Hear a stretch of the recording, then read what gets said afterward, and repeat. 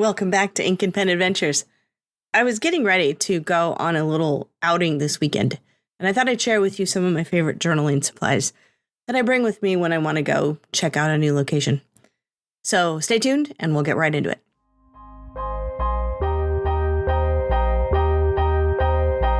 Welcome to the Ink and Pen Adventure Podcast with your host, Lori Ann. Are you ready for your next adventure? Journaling supplies. It is a very, very personal thing, of course. Everyone is going to be different. So I'm going to share with you what I do, take inspiration where it hits you, and ask questions and let me know what it is that your favorite what your favorite journaling supplies may be. So I'm going to start with my book, the book that I use. And I realize this is not a visual thing, so I am going to link some things in the description to show you what I'm talking about, but they are not affiliate links. I don't make any money off of them. They're just the items that I have, and I've either bought them from that location or not. This first thing is my Traveler's Notebook. It's from Traveler's Company USA, and this is the Blackwing version, which is a little harder to find just because it is a collaboration between Traveler's Company and Blackwing. I also have a version that is a collaboration with Tokyo. And then I have a couple of their special editions, the Flight and the Hotel. So I love this because it's really convertible. It is so flexible. I can add a notebook. I can add a watercolor book. I can have a little container for my washi tape samples, which I will talk about in a moment.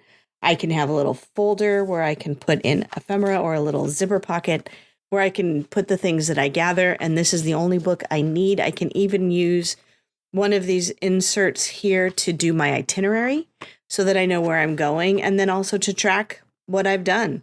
There is room. Travelers has a really cool sticker release book that you could include in here, which would fit in as one of your inserts. And so nothing needs to take up any extra space.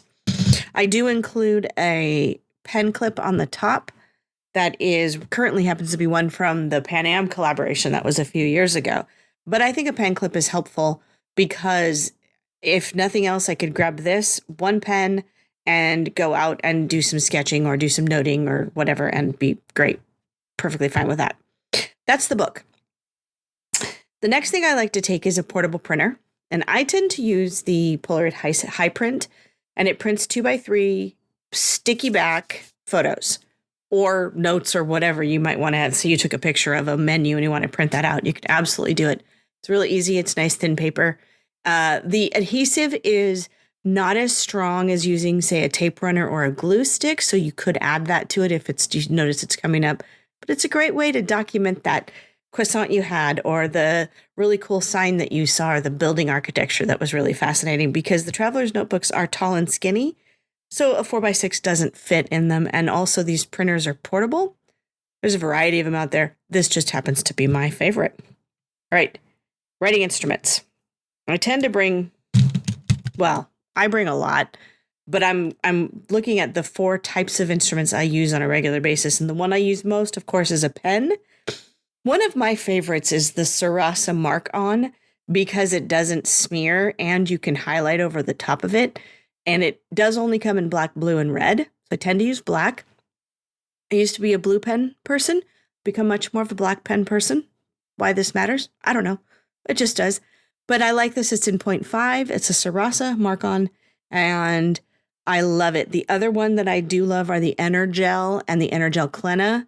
The Klena is just a different body, but they are in, what is it called? Needlepoint. And I tend to use the 0.5, but I have used the 0.4 and the 0.7 in them.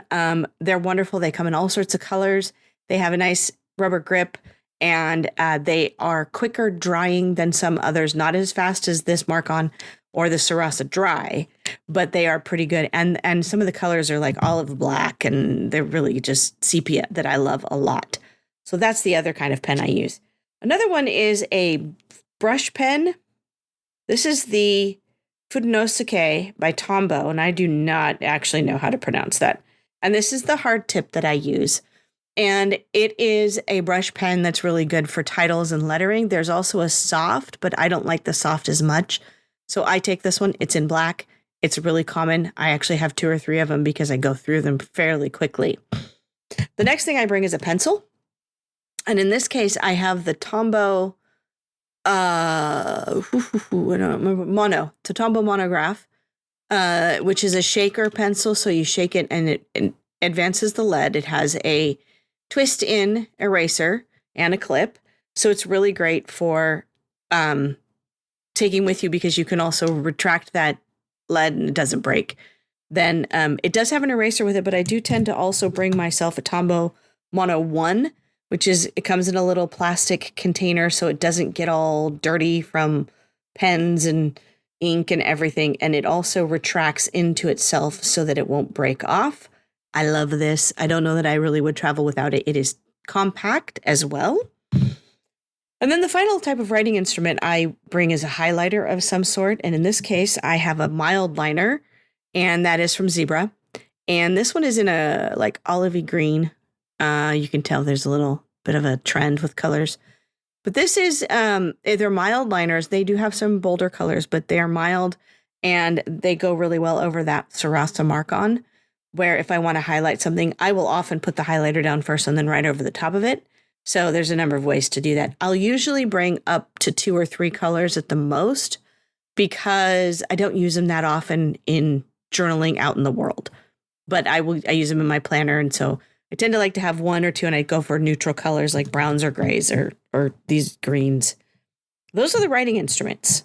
The next things that I bring is a tweezer if I'm going to bring stickers. Now, if you're traveling on a plane, you just want to be careful with your tweezers because there are some very sharp pointed tweezers out there that could get confiscated if it's in your carry-on bag. Put it in your check luggage, it's fine. So if you don't need it on the plane, or get one that has a blunt tip, which this one I have and I believe is from Lauren Phelps Designs. Yep. And it's got a blunt tip on it. I'll see if I can link that one as well. And it's got a little cover for it so it doesn't stay opened. I am a fan of the reverse tweezers, and I tend to use mine from my Cricut machine because I will be honest, I have arthritis, and gripping down on a tweezer after a while can get make my hands a little achy. So this one will hold it for me while I'm placing it, and then I just release it, press it to release it. So it works out really well. But a pair of tweezers works if you're working in stickers or small things, or if you are like me and you have arthritis, and after a while you're just like, I don't want to fuss with the small things. And then I'll bring a small scissors. There's a variety of kinds of scissors. I have folding scissors by Fiskars. I also have these fun little, this is a Harry Potter. The brand is, Deli? Yes, Deli. And I think I got this from JetPens. I got a lot of my stuff from JetPens. And it just has a little scissor that pops up so you can use it. They aren't the sharpest, but that's fine also for travel because they tend to not get confiscated. In your travel luggage, you don't want to bring anything more than 4 inches in length for a blade. I would say always pack your scissors. If they're real full-size scissors, pack them in your suitcase because they will likely get confiscated. But these little travel ones, and they have some that are even more travel friendly that have no sharp points on them. That's what you want. And you want blades less than 4 inches. This is something I bring, and it has come in handy. I can't tell you how many times. The other thing that I bring is an adhesive of some sort, a glue stick. And I tend to use the glue GLOO from Kikuyu. And then this double-sided tape runner and correction tape. Kind of brilliant, if you ask me. It's, I think, about 4 inches long. And it's got one on one side and one on the other. And the only thing I would say is these little caps break on occasion. And so I have mine actually taped together so the caps stop coming off. That's all it is. So it looks a little worse for wear, but I'll post pictures of these up on my website as well if you want to take a look at what I'm talking about. And as a matter of fact, I will link in the description to the website instead of putting this all in the description. So this has been invaluable, especially the correction tape, because I like to carry correction tape and adhesive, and now I can do it all in one, nice and easy. I will on occasion, like I said, bring a glue stick, but it's not very often. The only other adhesive thing I will bring is washi tape, and that is the Japanese paper tape. Huge in the planner world and the crafting world, the journaling and junk journaling world. And I have my fair share. Yeah, that's an understatement. I have my fair share of them. And I tend to wrap them around old hotel cards or Starbucks cards or gift cards. And so I can bring a sample of like 5 of them, and it doesn't take up any more space than a regular credit card does. That can go right in those slots in my traveler's notebook. And I will often bring one roll of tape that I can use for things like taping down something in my book that maybe isn't really part of the design, or things like that. So for taping things closed and things, but I'll also just sometimes bring one that happens to be my current favorite. I'll bring a whole roll of that. But I try really hard not to bring too many big rolls because they take up a lot of space. And let's see. The other things are stamps. I have traveled with the polymer stamps, the photo, the clear silicone stamps. And I do still have a little case of that, but I don't always bring them because I don't tend to use them when I'm out and about. I use them when I get home. But I do bring a date stamp and a mini stamp pad. This happens to be a Shachihara, but I also have the Versa ink that is in the small sizes. And I love these small sizes because I can have multiples in one package, and I can have like a brown and a black. And it takes up less room, of course, than a big stamp pad. And I certainly wouldn't bring 2 big stamp pads if I'm looking to keep things sized down. So my date stamp is un date timbre, UNEDATE with an Eiffel Tower on it. It's a little blue thing. It's got date, month, and year. It is in date, month, and year. I haven't been able to find one that is in American form, but that's fine. I'm pretty good with European form. Putting the date first.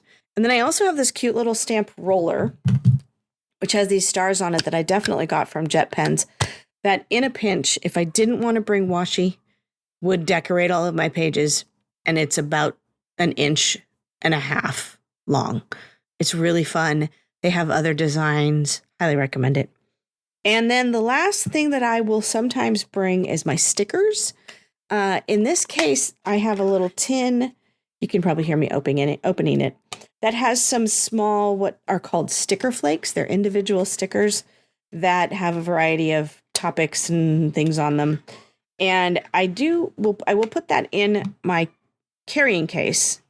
But I also sometimes just bring regular sheets of stickers or something travel related stuff, or a little sticker release book with stickers in it.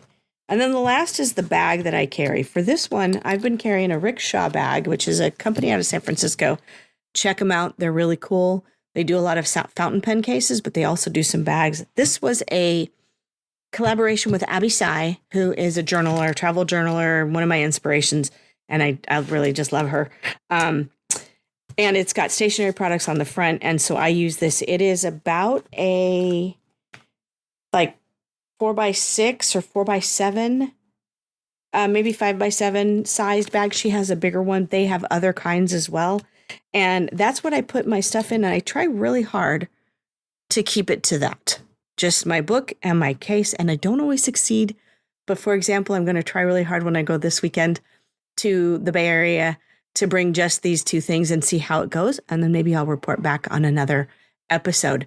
But that is what I bring when I travel, when I journal. Actually, it's not even so much when I travel like long distance. I will bring a few more items if I'm going for more days, or if I'm going on a longer trip, especially anything a week or international where I haven't been before. I will bring a few other items, but it really doesn't go beyond this type of supply. And it's just kind of fun. So share with me what you bring if you journal. And if you don't journal, are you interested? And how can I help you start? Document those trips, document those places that you're going to, that you want to remember and that make you smile. The world's a little crazy out there, so let's do things that make ourselves smile. And I wish you a bon voyage.